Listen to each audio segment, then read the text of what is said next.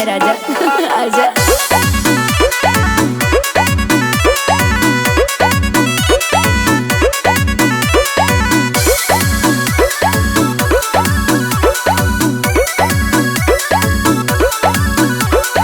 तोहरे से प्यार भइल तोहरे परा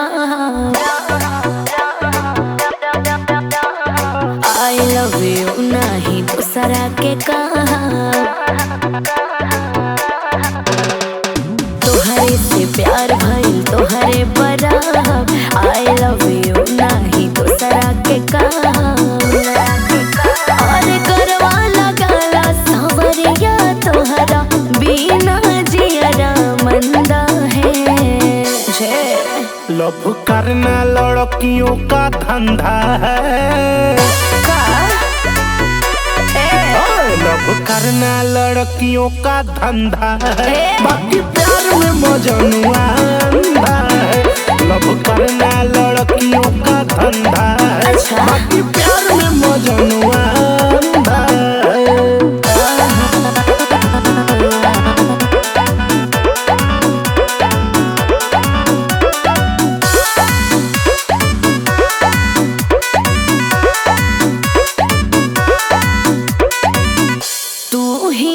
करे जा हमरा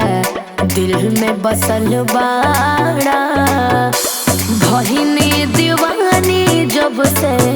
देख के हंसल बाड़ा अपना चक्कर में फंसा लेबू ना हो लाइफ तू चौपट करा देबू हमरा से प्यार करके गोरिया हो तो सरा से शादी रचा ले पागल पता तू काला गावे में तनिको ना नेचर गंदा है क्या समझे लव करना लड़कियों का धंधा है लव करना लड़कियों का धंधा है बाकी प्यार में मजनुआ अंधा है लव करना लड़कियों का धंधा है बाकी प्यार में मजनुआ अंधा है देखो प्यार करना है तो करो वरना जाओ ना यहाँ से यार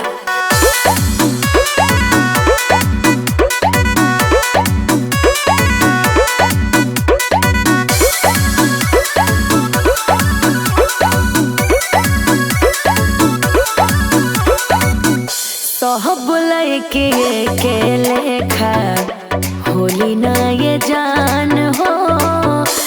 हमके अपना लाय अभिषेक बहुत ही लमान हो राजा अरे सुना ना प्यार नहीं करब धोखा मिली ना हो छोड़ दे बुझैया तोहे मौका मिली होई जाई थाती दोसरा के हमरा के खाली खोखा मिली विश्वास करो क्यों नहीं करता बिलीव मुझ पे यार तू कैसा बंदा है बाबू लव करना लड़कियों का धंधा है ना ना ना लव करना लड़कियों का धंधा है बाकी प्यार में मजनुआ अंधा है लव करना लड़कियों का धंधा है बाकी प्यार में मजनुआ अंधा है अरे ऐसा नहीं है राजा आजा